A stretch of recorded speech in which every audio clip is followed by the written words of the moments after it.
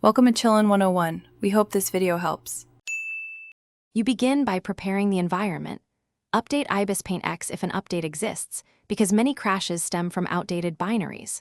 Once done, export or back up any open canvases to cloud or local files so you won't lose work. Next, make sure you free at least about 1 GB of device storage and force close background apps. Low memory often triggers the crash loop. These steps remove data and resource causes before you attempt deeper fixes, and they keep your files safe. You now perform the core remediation.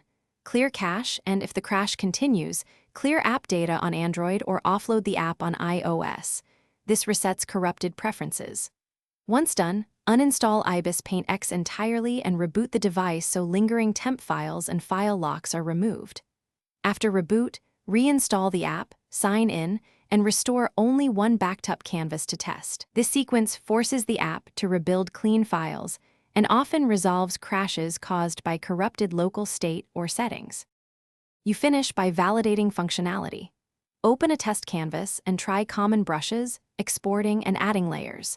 If the app crashes when files are large, reduce canvas size and layer count because memory pressure causes failures.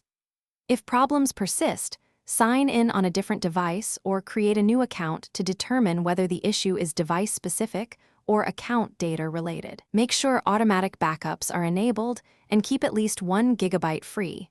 That single troubleshooting tip prevents many repeat crashes and protects your work if anything goes wrong. Thanks for watching. Consider subscribing if we helped you.